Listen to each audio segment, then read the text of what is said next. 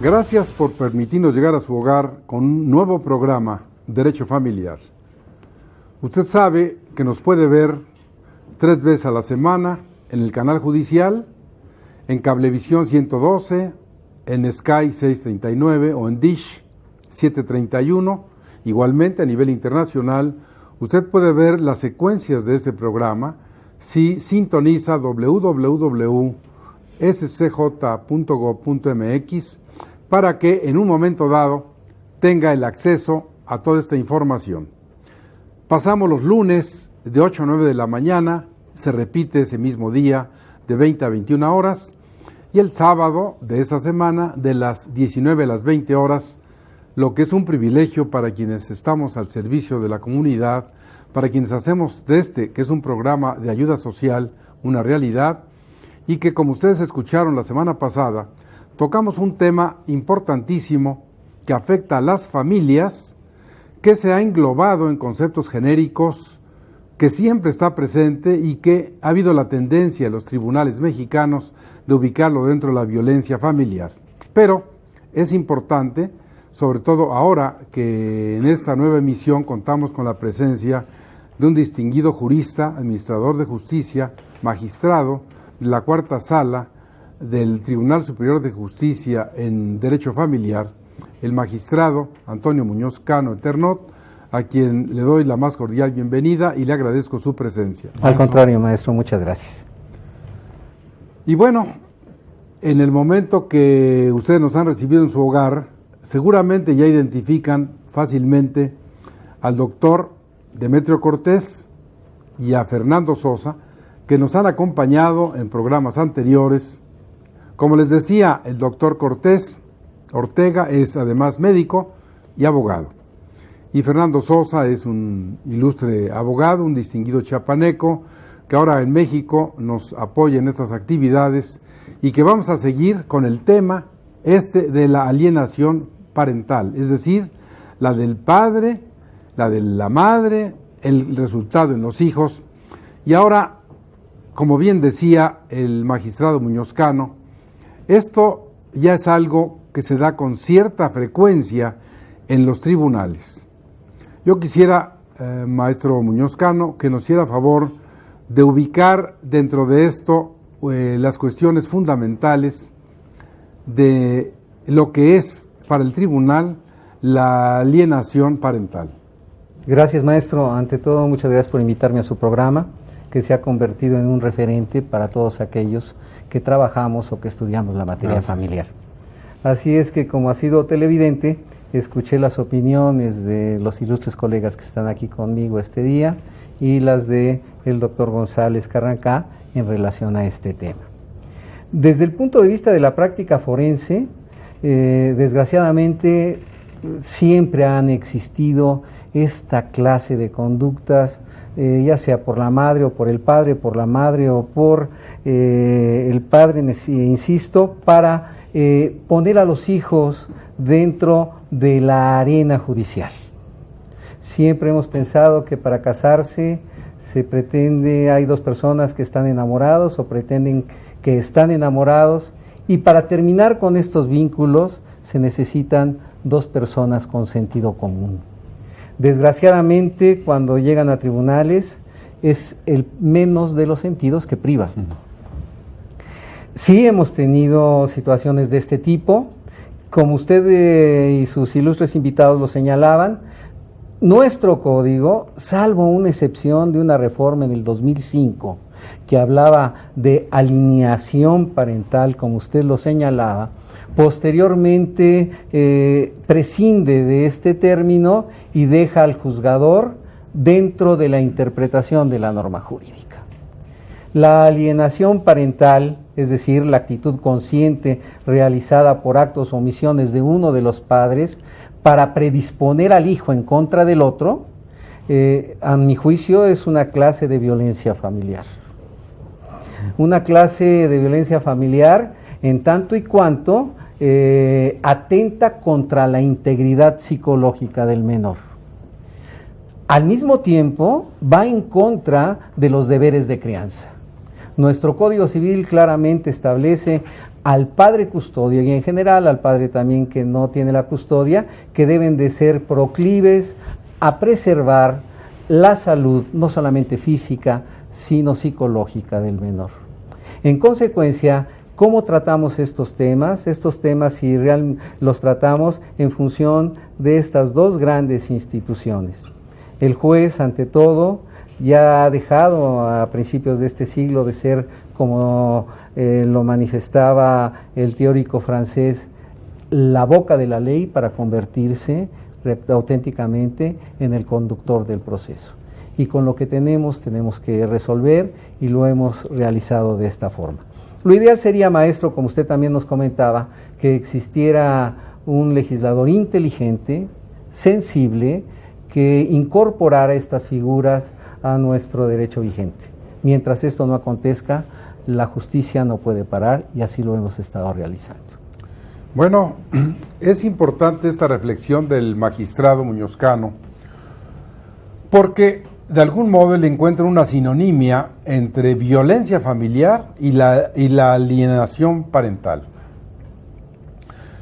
Desde luego, valdría la pena, porque así lo tratamos la semana anterior, que un poco volviéramos, yo le pediría al doctor Demetrio Cortés sobre algunas de las cuestiones estas de los orígenes mismos de la palabra, desde sus raíces latinas, que habla del alienus, de todos los diferentes significados que tiene, para que usted, que nos escucha por primera vez, se penetre junto con nosotros de la temática y hablemos el mismo lenguaje y pueda ser muy asequible y muy fácil para usted. Doctor, por favor.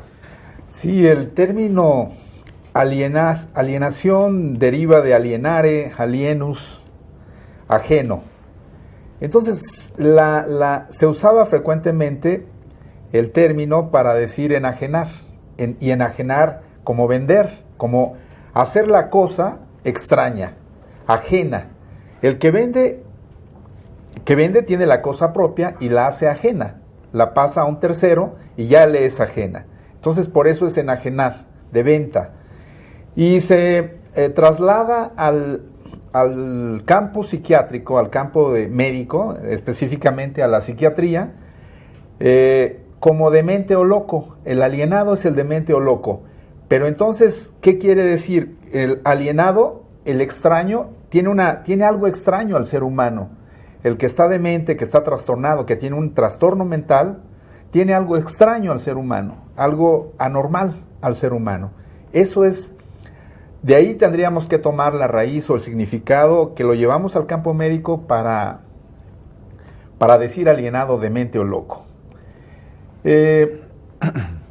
Me gustaría volver a reflexionar sobre lo que nos dice Gardner, que es el primero que acuña el concepto de síndrome de alienación parental. Dijimos la vez pasada que era el conjunto de síntomas, él lo define así, como el conjunto de síntomas que resultan del proceso de un padre o de un progenitor, o que este padre alienador, mediante diversas estrategias, produce o provoca una transformación en la conciencia de sus hijos para impedir, obstaculizar o destruir el vínculo que estos hijos tienen con el otro padre, con el otro progenitor, sea padre o sea madre.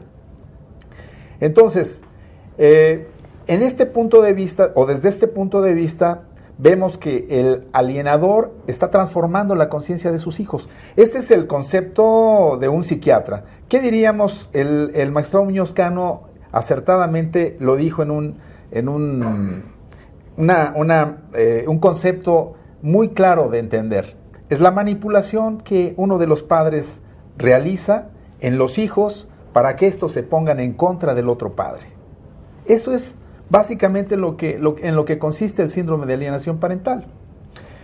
Luego, pero ¿qué hacemos si no está legislado? Si no lo tenemos en la ley. Los principios jurídicos, cuando no hay disposiciones a las cuales el juez debe atenerse, pues le permiten utilizar los principios generales del derecho, interpretar la norma.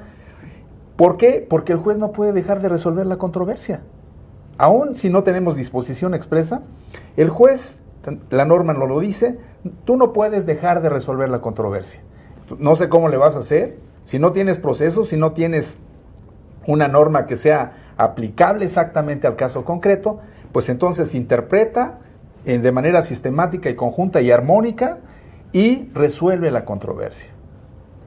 Si no tenemos las normas, tenemos la obligación de todas maneras de resolver la controversia. Entonces, Fernando Sosa, desde el punto de vista ya de la ley, lo que señala el doctor y lo que apuntaba acertadamente el magistrado Muñoz Cano, ¿cómo se refleja en el Código Civil? O, como bien dijo también el magistrado Muñoz Cano, no hay norma. Bueno, yo estoy completamente de acuerdo con el magistrado Muñoz Cano. Es decir, yo creo que la manera para enfocar cómo el juez debe atender a los problemas de alienación parental es atendiendo al 414 bis, es decir, a los deberes de la buena crianza que tienen los padres. Es más, la fracción primera es clara cuando habla el buen desarrollo psicológico del menor. Los jueces deben atender a esta regla cuando tengan que ver problemas de guardia y custodia.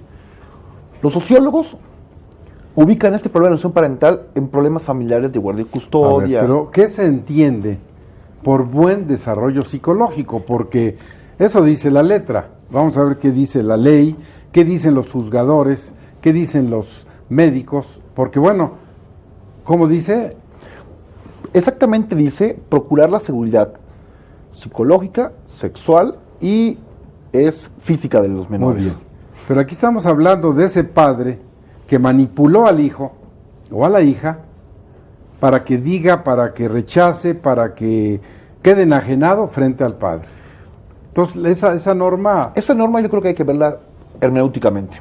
Por ejemplo, ¿qué ha pasado en otros países? El derecho de régimen de convivencias no es un derecho únicamente, es primero un derecho fundamental del menor y después es un complejo derecho de ver por parte de los progenitores. ¿Qué quiere decir todo esto? Que en el momento que un progenitor interviene para afectar la voluntad de un menor de no tener vínculos emocionales con su padre, no solo afecta al padre, afecta al propio menor. ¿Por qué? Porque esos regímenes de convivencia, están hechos para que el menor, en caso de separaciones, tenga las menos consecuencias posibles. Es decir, siga teniendo presente a sus progenitores. Pero utilizar a un menor como instrumento de venganza, que es una de las características de este fenómeno psicológico, afecta no solo al padre, sino al menor. ¿Qué es lo que ha llamado mucho la atención, por ejemplo, en Europa? Quisiera retomar un poco esos puntos. En Europa, les comentaba el programa pasado, que ha habido aproximadamente 17 sentencias emitidas por el Tribunal Europeo de Derechos Humanos relacionados con la alienación parental. ¿Y qué es lo que castiga de los estados el Tribunal Europeo? La prontitud por parte de los juzgadores. Es decir, este fenómeno, como ha explicado el doctor Demetrio, es un fenómeno que entre más va pasando el tiempo, más difícil va a ser que el menor pueda reintegrar su buena relación con su padre. Y si siguen pasando que el tiempo vaya pasando, el menor va a ser cada día más imposible que se vuelva a reintegrar la relación con sus padres. Entonces yo creo que el término amplio del psicológico va en todo ese camino. Pero eso está muy bien, así como lo dice la ley, pero la realidad, ¿cómo resuelven los juzgadores? Una vez que se ha comprobado que existen esta clase de actos, ¿Cómo lo comprueban? La prueba más importante es la psicológica, maestro. Pero además otras. Y ahora que la Corte dice, pruebas psicológicas a los niños no. Estuve escuchando con mucha atención su programa, me dio la oportunidad de reflexionar en torno a ello. Tendríamos que analizar lo que la primera sala de la Suprema Corte de Justicia señala, no a rajatabla. Probablemente lo que está manifestando es que procede el juicio de amparo en tanto y cuanto la reiteración en las pruebas psicológicas, que también se da, y que eso sí me parece algo que debemos de cuidar.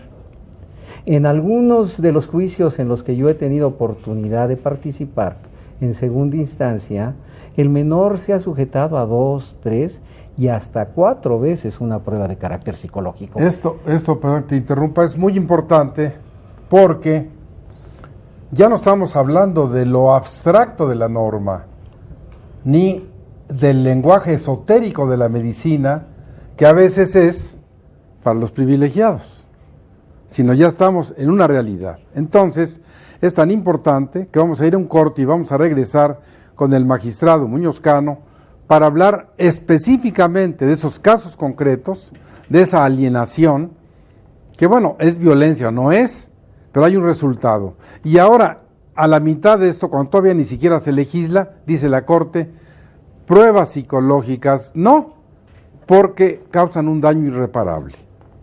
Vamos a un corte y regresamos con ustedes en un momento.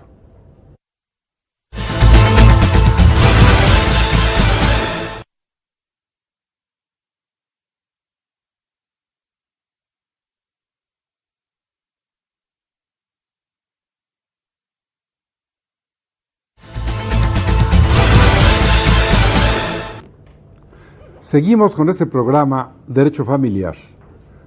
Porque usted nos recibe en su casa es una realidad. Nos enorgullece saber que es uno de los programas dentro del canal judicial con mayor teleaudiencia, gracias a usted, que nos habla por teléfono, que nos escribe al correo electrónico jhuitron@derechofamiliar.net, donde cientos, sin exagerarle, de correos electrónicos recibimos y le pedimos tenga usted un poco de paciencia porque los contestamos todos, pero a veces el tiempo no es, y sobre todo los diagnósticos requieren más análisis, más estudio.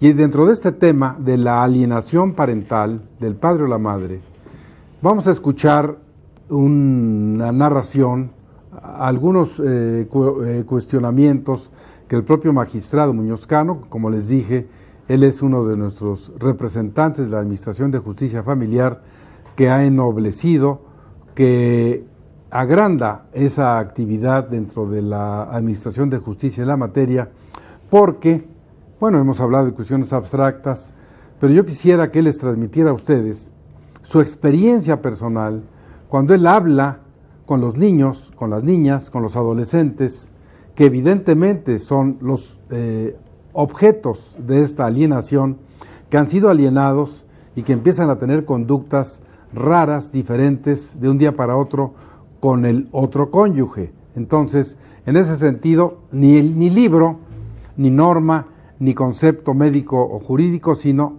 la vivencia, la realidad. Por favor, magistrado. Gracias, maestro. Ahorita que estaba usted comentando a nuestro directo auditorio estas palabras, recordé a don Luis Recasens, mi maestro de sociología, que decía que el derecho es una ciencia viva, que el derecho se actualiza en tanto y cuanto regula fenómenos, que la abstracción de la norma jurídica pues puede ser objeto de análisis muy sesudos de distinguidos juristas, pero que no cumple con su finalidad última, que es pretender hacer justicia. Y este tema que ahora estamos analizando de la alienación parental no solamente perjudica a la familia, sino como el maestro Sosa lo decía el programa pasado, y yo estoy de acuerdo con él, perjudica a la sociedad entera. ¿Cómo empieza esta situación? Generalmente es después de que se ha decretado el divorcio, se ha fijado un régimen de visitas y convivencias, o en una controversia del orden familiar se fijan visitas y convivencias provisionales, y por alguna razón estas no se cumplen. El padre custodio, él o ella, argumenta que el niño no quiere ver al padre no custodio. Y allí se traba la litis. ¿Es un derecho inalienable del menor convivir con ambos progenitores? Desde luego. ¿Es obligación de los juzgadores hacer asequible y real este derecho? Desde luego. Magistrado, ¿pero hay una ley que esto haga posible? Que se dé ese supuesto y que la norma diga se tiene que hacer. ¿Dónde está? Bueno, si el padre custodio va en contra de estos postulados que la Convención de los Derechos de los Niños y las Niñas internacional, que la Ley de los Derechos de los Niños y las Niñas en el Distrito Federal postulan como derechos inalienables del menor, desde luego que debe de haber un cambio de guardia y custodia. Pero ¿cuál es la norma? Que sea, por ejemplo, ustedes en su administración de justicia, en ese supuesto, ¿cómo hacen realidad? Ese es algo que yo como litigante me encuentro cada vez y me siento la impotencia de que pues, la señora, como bien lo dijiste, o el señor, dice, se enfermó, no estaba, llegó el actuario, se le requirió, se le puso una vía de apremio, se le dice que se le va a arrestar, mete un amparo, y pasa un año, pasan 2, pasan 3. Hemos tenido casos dramáticos de personajes de este país que han tenido poder político, que han tenido poder económico, y que 3 años, imposible ver al niño. Justicia No hay retardada norma. no es justicia, y que no haya norma no implica que esto lo debamos de permitir.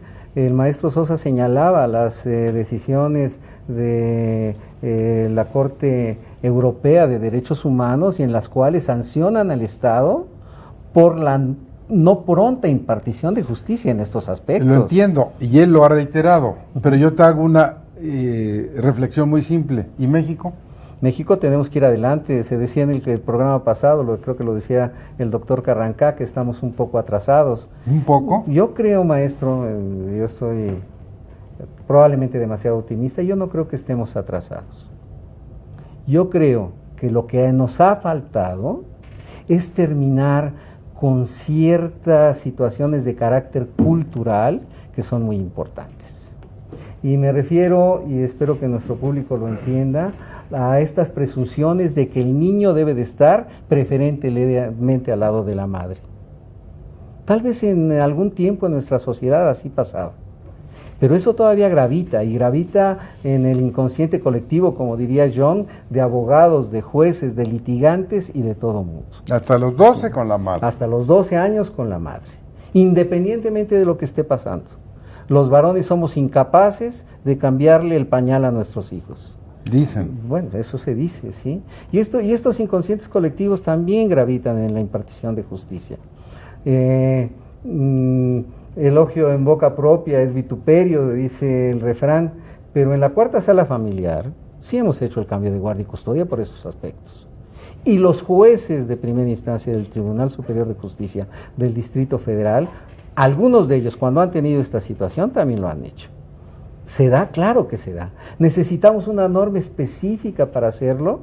Yo creo que no, maestro. Creo que con la interpretación y el estudio hermenéutico y sistemático de las normas podemos llegar a la conclusión de que el niño alienado es un niño que está siendo víctima de violencia.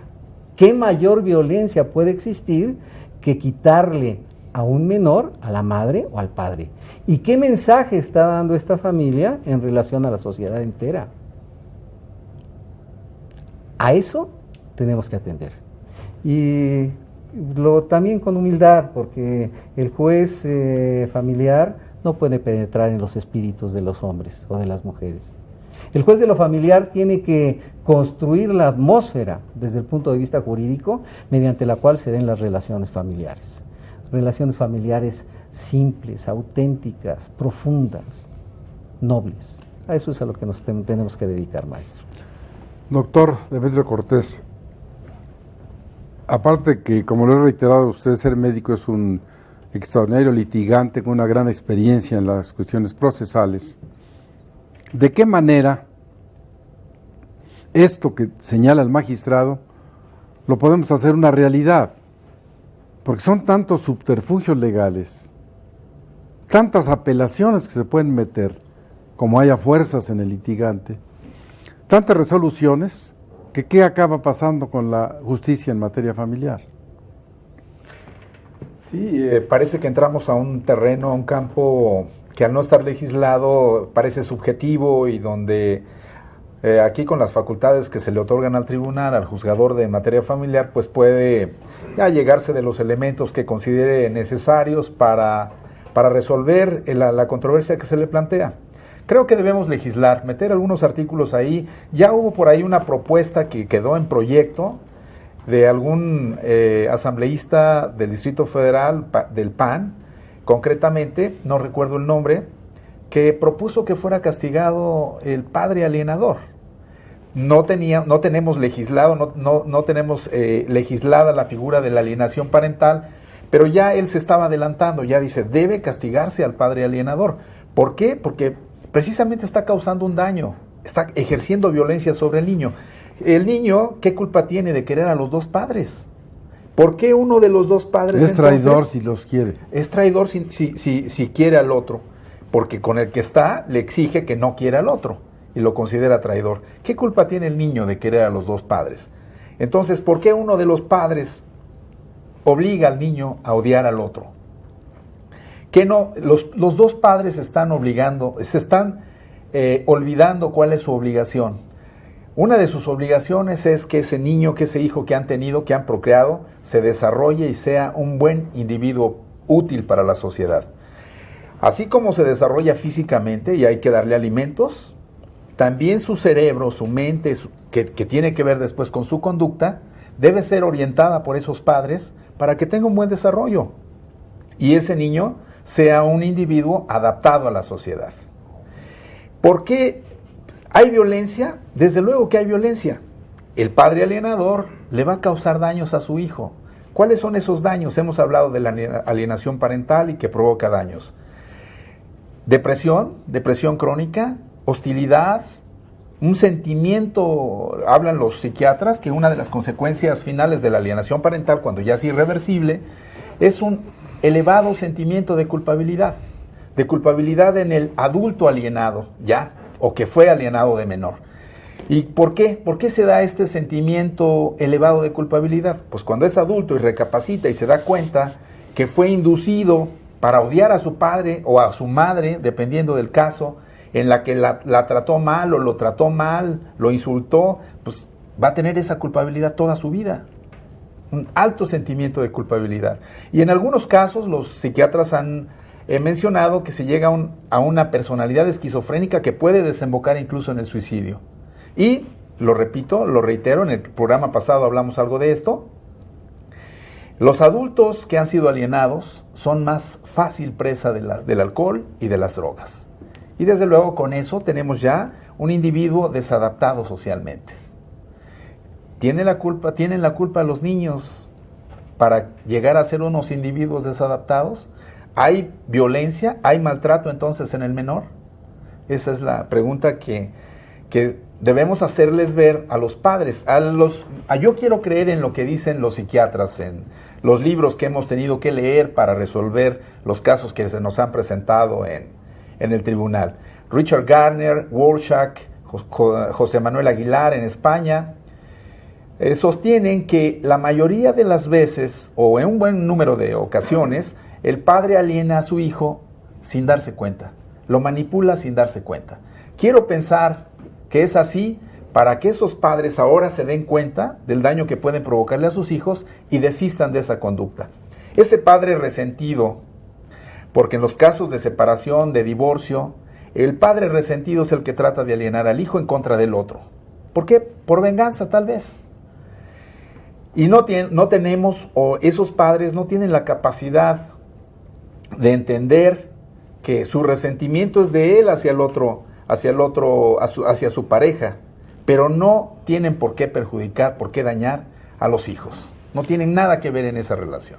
Fernando Sosa, en esta materia, y dada la proclividad a que invoques legislaciones europeas y demás, de lo que decía el magistrado Muñoz Cano, ¿qué argumentos podrías dar, si es que estás a favor o estás en contra, de que desapareciera la norma de que los niños se queden con la mamá hasta los 12 años de edad? Yo estoy a favor del magistrado Muñoz Cano. De hecho, en el programa pasado había comentado algo parecido, ¿no? En Estados Unidos, en los años 70, declararon inconstitucional y sexista esa concepción. Los tribunales norteamericanos dijeron, el hecho de considerar a la madre como la idónea es sexista. Entonces, ahí solo prepondera el interés superior del menor. Pero sexista, vamos a decir, es un término digamos que era muy desgastado. No, pero vamos a una realidad. Y lo dijo el magistrado Muñoz Cano. No estamos los hombres capacitados para poder estar con un niño desde que nace. Yo creo que sí. voy al punto. ¿Por qué? Muy importante. Yo voy al punto. ¿Por qué decía que era sexista? Es un término que acuñan los americanos. Pero en particular con nosotros, está, como decía, y estoy de acuerdo con el magistrado Muñoz Cano, culturalmente, no solo por el legislador, sino por los operadores jurídicos, por algunos jueces, el hecho de que la mujer siempre va a ser la mejor selección. No necesariamente. Yo creo que el juez debe valorar a ambos. ¿Cuándo llegan el problema de custodias? Pero la norma ordena, no le dice al juez valora. La norma dice hasta los 12 años, sea cual fuera el sexo del niño o la niña, con la mamá. Pero Sí. yo específicamente te pregunto, ¿esta norma es conveniente? Pero bueno, el juez viene y dice, en el caso por excepción se va a hacer así. Pero ¿qué pasaría, por ejemplo, si no existiera esa norma? Que hasta los 12. ¿Sería bueno o sería malo? Yo creo que sería bueno, porque también los varones asumiremos nuestra responsabilidad en los deberes de crianza, maestro. Sobre todo ahora que estamos con toda esta historia del género. Es muy fácil dejarle a nuestras esposas, a nuestras parejas, la obligación de incluso de pararse a las 3 de la mañana para darle de comer al niño. Y esto es interesante. Ya hubo una reforma, usted recordará, también De en el los 7. 2005, de que se reducía la edad a los 7 A años. los 7. Y después hubo algunos movimientos Otra vez. y otra vez volvimos a la situación. Yo no sé si es bueno o es malo, lo que sí sé es un hecho. No ha habido más reformas en materia familiar de nuestro código que en el último lustro. Ha sido terrible. Tenemos que estar Esa es la estudiando. palabra, terrible. Porque estamos en una proliferación de leyes. Que se da una ley, la empiezan a aplicar y dicen, hay que dar otra, porque esta nueva ya produjo tales problemas que ahora hay que hacer una nueva para resolver esos problemas. Y seguimos de mal en peor, y todo dentro del Código Civil. ¿Cómo es posible, con la experiencia procesal, pretender, y ustedes, en el mejor sentido de la palabra, como malabarismo, como magia, con 17 artículos del Código de Procedimientos Civiles, reforma de 1973, resuelvan la problemática del derecho procesal familiar? ¿Cómo? Y tú que eres un magistrado y que siempre estás en la actividad y en la actualización, ¿qué hacen? Estudiar mucho, maestro, y referirnos al caso concreto. Yo creo que esto es muy importante. Hablábamos de la sentencia de la primera sala de la Suprema Corte de Justicia. Pues tenemos que referirnos a esa jurisprudencia, al caso en concreto. ¿Sí? Probablemente sea atente a tutelar la posibilidad de ir al juicio de amparo indirecto, porque sus efectos de no hacerlo no podrán repararse en la sentencia definitiva. Eso lo entiendo. Pero esto no quiere decir que necesariamente el juez de distrito en todos y cada uno de los casos, a mi juicio, maestro, tendrá que decir que no se practique la prueba pericial o psiquiátrica del caso. En juego están lo más importante, y no es una situación de un lugar común, de un tópico o incluso demagógica. Lo más importante de nuestra sociedad, que son los menores. La familia. La familia, ¿sí? Y dentro de ellos, el núcleo más sensible de la familia, que son los niños. ¿Cómo pensar que la Suprema Corte está en contra de eso cuando es necesaria la prueba? Sobre todo cuando nosotros en el Tribunal Superior de Justicia hemos ido caminando en otro sentido. Tenemos una subdirección de carácter psicológico que fue creada precisamente para atender estos aspectos. Las objeciones que usted manifestaba las entiendo muy bien. Algunos de los juicios, por el uso y abuso del derecho, se prolongan en el tiempo. Y la interrogante superior es, ¿qué podemos hacer? ¿Parar estas situaciones o dejar, en función de un auténtico debate jurídico, que los abogados y las partes litigantes incluso puedan abusar de ello? ¿Qué propondrías? ¿Legislar? Desde luego, ¿Cómo? Legislar mejor la figura Existen jurídica. normas jurídicas de derecho familiar específicas que se refieran a la alienación parental, por ejemplo. Me parece que hay por ahí algún artículo Bueno, que habla de la fíjate, alienación, pero no. Que hay por ahí. Pero estamos hablando de una problemática grave. ¿Y qué esperan para legislar? Tenemos, y esto es antes de irnos al corte, para una reflexión de mis compañeros y de usted que nos ve. Tenemos 42 jueces familiares en el Distrito Federal, 12 magistrados, y creo que hay la amenaza de que vienen nuevos magistrados familiares. Y yo con eso voy a un corte. ¿Qué esperan para que haya leyes familiares? ¿Cómo resuelven los jueces y los magistrados? ¿Y qué pasa como Liga Superior cuando la resolución del juez que está en la trinchera, del magistrado que incluso en pruebas supervenientes dice, a ver, que vengan los niños, y llega al juez de distrito en materia civil y dice, eso no está en la ley? Vamos a un corte y regresamos con ustedes en un momento.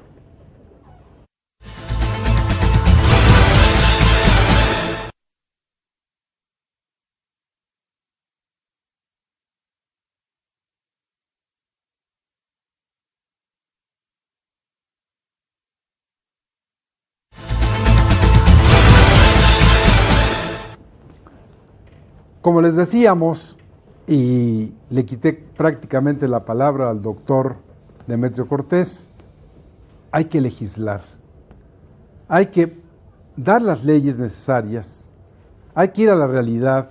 Están ustedes escuchando permanentemente estas cuestiones, pero yo le pregunto al maestro Demetrio Cortés, ¿dónde están las leyes? ¿Qué esperan para legislar? Tenemos que mandar un aviso a nuestros legisladores, creo yo, para que pongan atención a estos temas que usted brillantemente expresa en su programa, y Gracias. creo que tomen en cuenta estas cosas que no están reguladas. Desde luego, el Código Civil hay que interpretarlo armónicamente, con todas esas normas, resolver la controversia.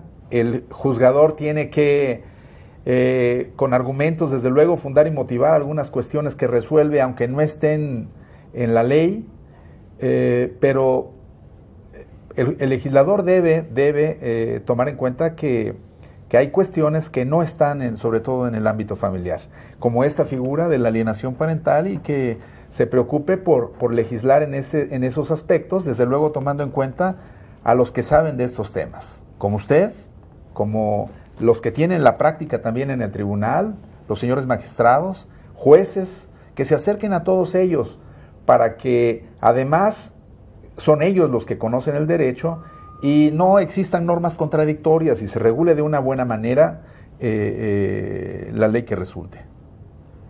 Fernando, en esta materia que es tan importante y en el tema de la legislación, ¿tú qué argumento estarías a favor o en contra de una legislación familiar adjetiva y sustantiva? Yo estoy completamente de acuerdo en una legislación sustantiva adjetiva. Separada del civil. Claro, mire, por ejemplo, aquí tenemos un perfecto ejemplo de un juez familiar. Los jueces familiares tienen más amplitud en cuanto a visión que un juez civil. ¿Por qué? Porque están sometidos a una cuestión social muy interesante y además por las facultades que les consideran las leyes adjetivas, pero son insuficientes, son muy cortas. Por ejemplo, ¿qué pasa en otros países? En otros países ya regularon el problema de la alienación parental, como en Brasil, tienen una ley, le dicen claramente al juez qué tienen que hacer para resolver en ese sentido. Yo creo que me iría aún un poco más. No solo es necesario que tengamos un código civil, un código familiar y un código procesal familiar, sino también que se cree una especialización en el Poder Judicial Federal para juzgados de distrito en materia familiar y tribunales colegiados en materia familiar. Creo que es necesario también que el Poder Judicial vea esa necesidad de no incorporar la materia familiar a los colegiados en materia civil.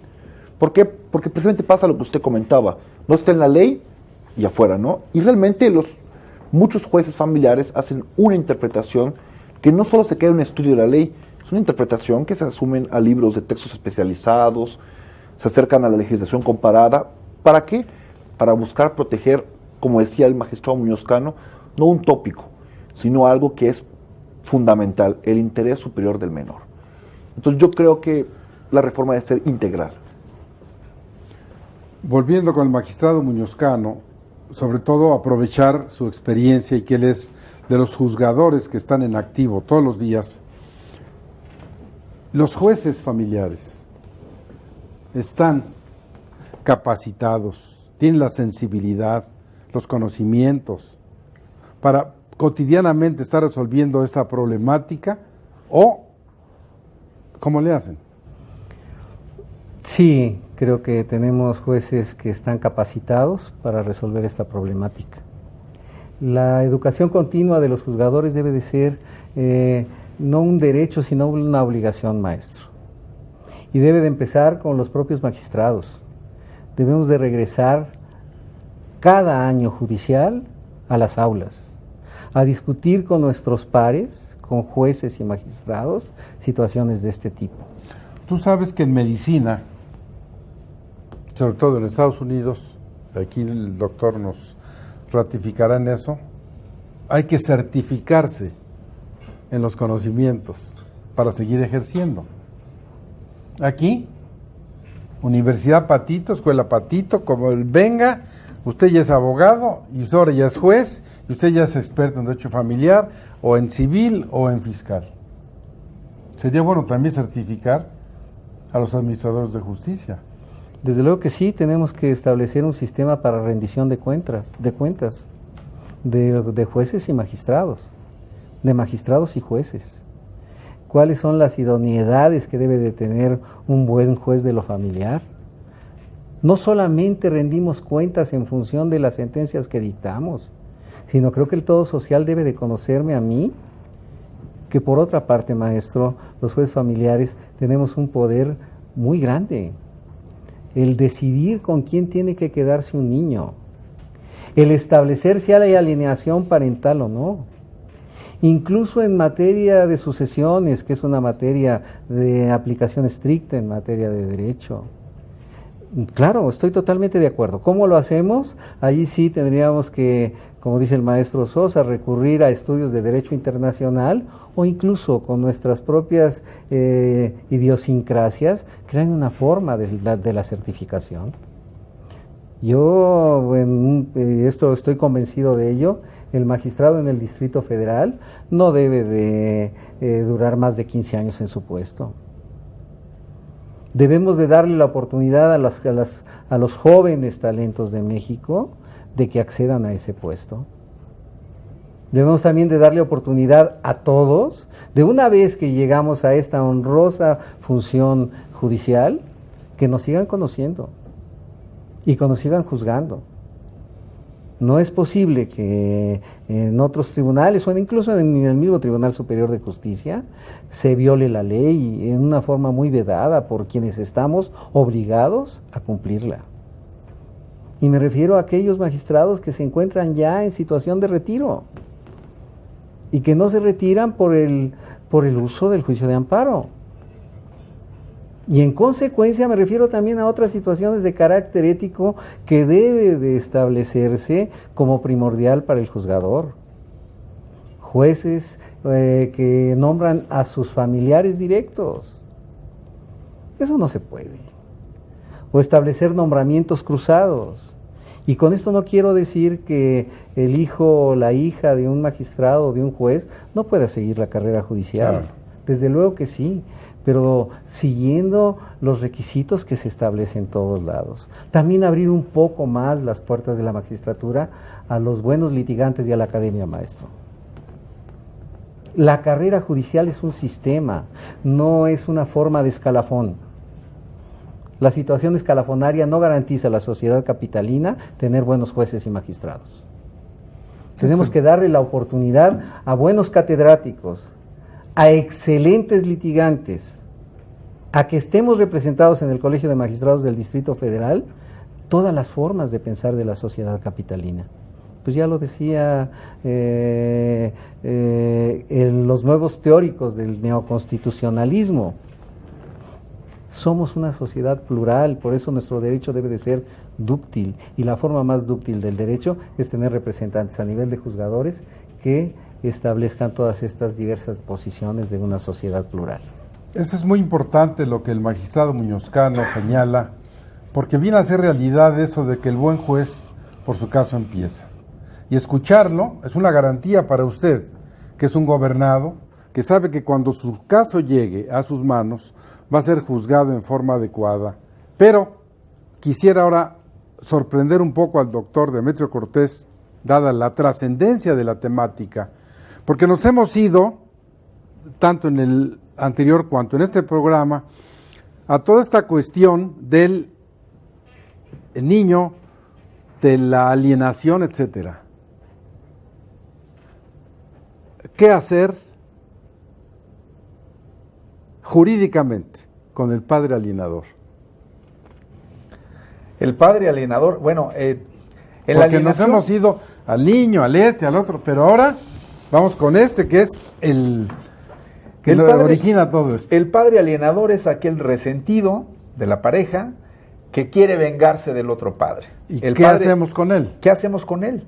Primero, si hay una alienación grave, no dice nada. Ni se existe. No dice nada. Aquí es donde viene el quehacer, no inventar. El crear la situación para resolver.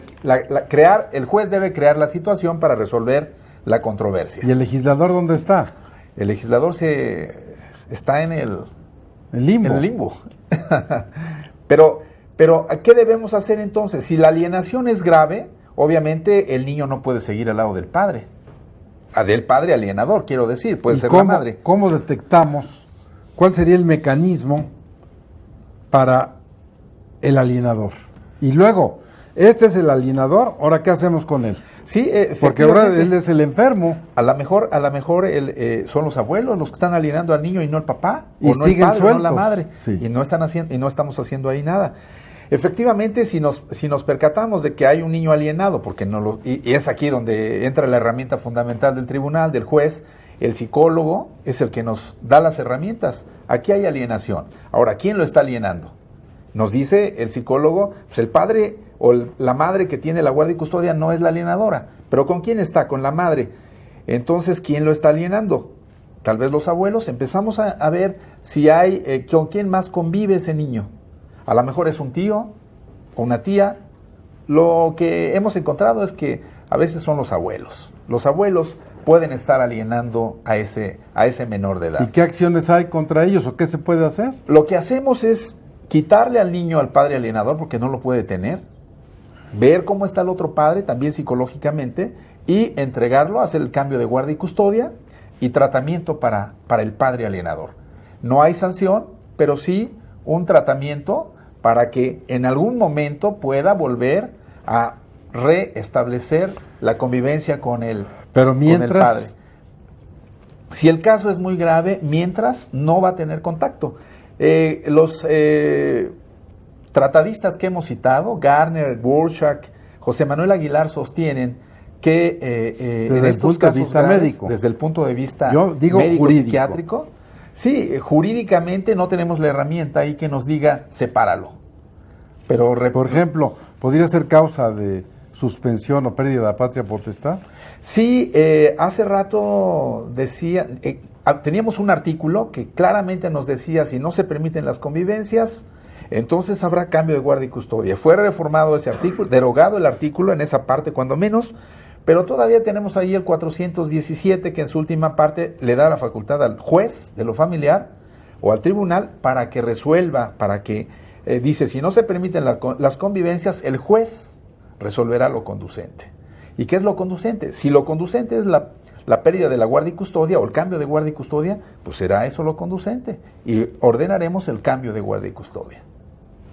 No es un arma de dos filos el ejercicio de estas facultades al juez, omnímoda, omnisciente, omnipresente,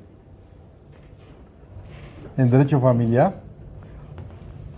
Podemos contemplarlo desde ese punto de vista, maestro, pero al mismo tiempo no es cosa extraña ver en una sentencia del Tribunal Superior de Justicia, de los jueces de lo familiar del Tribunal Superior de Justicia del Distrito Federal, que obligan a las partes a tomar terapias de carácter psicológico y a que le estén informando al juez cada X periodo, 3 o 6 meses, depende del protocolo que se siga desde el punto de vista psicológico, de cómo van estas terapias. Yo no creo que se deban de penalizar necesariamente las conductas de los padres. Creo en un derecho familiar restaurador y retributivo. Y creo que el juez tiene estas amplias facultades para hacerlo. Y aquel padre o madre que está